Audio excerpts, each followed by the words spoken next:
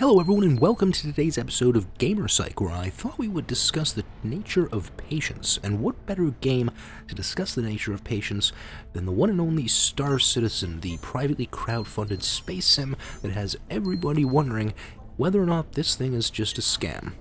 I am of the opinion that it is probably not a scam, because if it was, they've gone to rather elaborate lengths to create this early release alpha, and with all of the stuff they've built already, they might as well just build a badass space sim.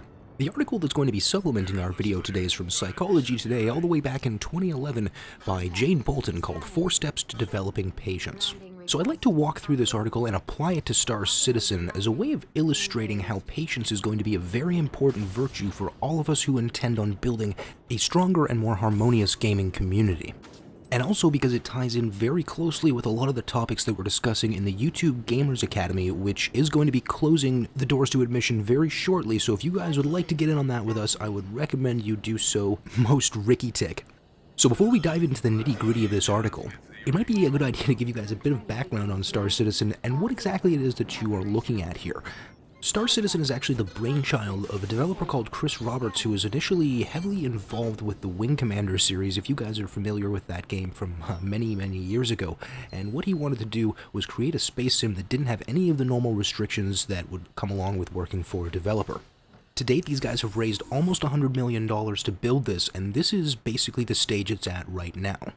If you've joined us here on previous episodes of Gamer Psych, you're probably familiar with the triple stream format that you're looking at here, and if you're curious as to why everything looks so stretched out and wide, it's because I tend to do my gaming on 3 monitors, and when you capture that all as one image, this is what it tends to look like, so that gives me the benefit of being able to bring you guys 3 streams at a time. I know it may be a little bit unusual, but your patience is appreciated. And with that clever segue, let's dive right into the article with a discussion of the purpose of patience. So why is it that we should take the time to practice this skill and develop it further? Well, I guess basically it's going to lead to more happiness, better relationships, and more success. So in order to fully explore what it is that vague proposition stipulates, we need to understand the nature of impatience. The urge to protect what it is that we deem valuable is absolutely an addictive instinct, and the rush that one gets from acting on their impatience, and this feeling could probably be characterized as the opposite of patience: anger, irritation, blaming, shaming, and the like. And that tension that would develop in your stomach eventually escalates and elevates itself to the level of, oh my god, how could these people be so stupid? I've never seen this level of incompetence. They did it on purpose. And if you guys are familiar with the drama involving a Mr. Derek Smart, who basically went after the Star Citizen project with all sorts of allegations of corruption and financial mismanagement. And in my previous video on Star Citizen, I did mention that I was somewhat ignorant as to the way the American law would work in terms of individual citizens being able to demand to see the books of private companies. But nevertheless, Chris Roberts basically responded like a boss and basically just gave the guy a refund. They said, here's all your money back, we don't want you to be a part of the project anymore, go fly a kite. And then Derek Smart was like, well, you guys can't just give me a refund, I paid to get in this project. They're like, yeah, but Toys R Us, aisle 3, top shelf, grab that kite, and you go fly it all day. Which brings us to the second point in our article, upgrading our attitude towards discomfort and pain. Now, Derek Smart may be one of these individuals who believes that comfortable is the only state in which it is acceptable to exist. Now, not all of us are comfortable with the progress and the pace of Star Citizen, but whatever, that doesn't mean you necessarily have to go throwing lawsuits at people. But, I don't know, maybe I just sound kind of like a naive Canadian, but up here in the Great White North, we might be more akin to be like, you know, hey, just have a beer, bud, take it easy. No need to get all, bent out of shape over a video game. And besides, for an early alpha, would you look at this? I mean, this game looks insane already, and it's only in its very early stages. I mean, 2.12 is where we're at right now, and there's new content coming all the time. And while we're waiting, it's important to understand that pain does have its purpose, because it pushes us to find solutions. Now, one of the ways that these solution-finding strategies can lead us astray is when we start trying to find solutions that pin the other person, situation, or whatever other thing that's annoying us as the problem. But in fact, the problem exists within our mind and the interpretation that we're making of that circumstance.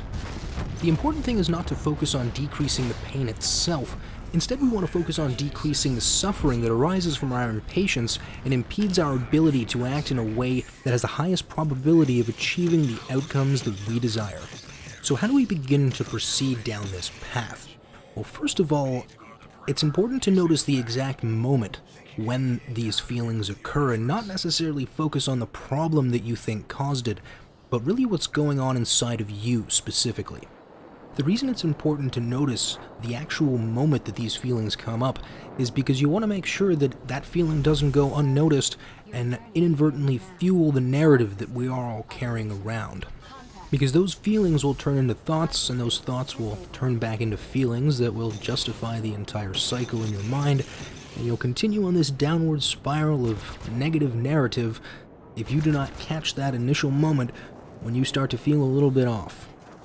So when that Star Citizen update is delayed because they're running into all sorts of bugs that they never anticipated, it's probably a good idea not to take it personally and maybe just play something else until that update comes around.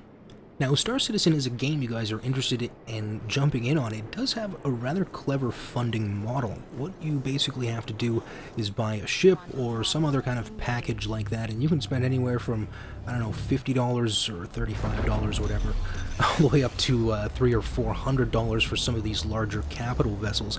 And these guys have raised a whole lot of money to get this thing off the ground, and that's one of the reasons why the scope is always expanding, because I think they had initially intended a much smaller game until they realized how many people wanted to get behind this idea. The ship you can see on our top screen there is the one I actually got when I got this game with my graphics card.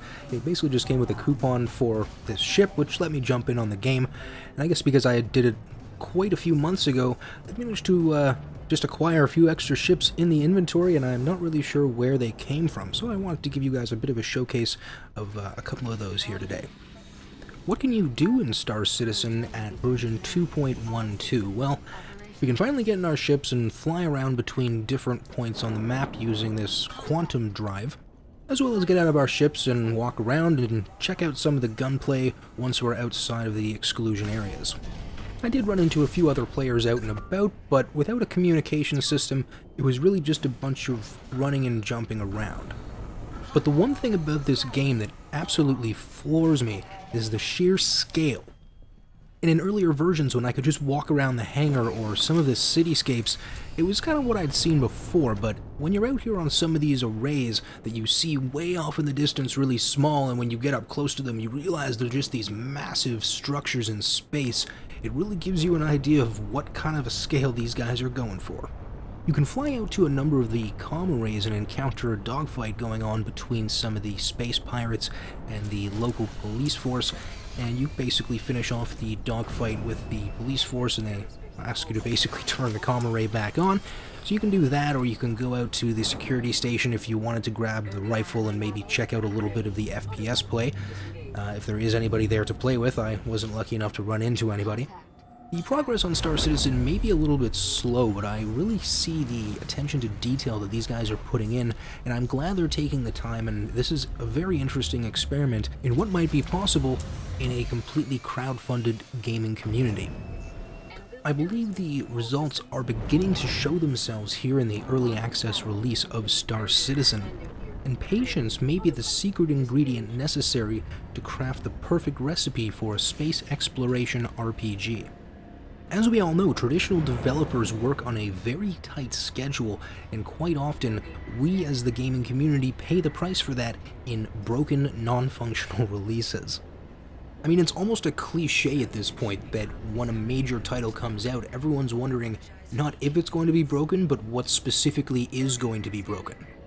I wouldn't consider myself to be a gambling man, but I think there might be an opportunity there for a group of entrepreneurial gambling enthusiasts to perhaps capitalize on the opportunity to take bets on what it is that's going to be broken with some of these major releases. But if we perhaps add a little bit of patience into the mix, maybe we could end up with a game that has playtime not measured in hours, but in years. But anyway, if you've stuck around this far, I want to thank you for having the patience to tune into this episode of Gamer Psych, and I hope to see you on next week's episode. And as always, be patient with and excellent to each other, ladies and gentlemen, because these are our games, and this is our story.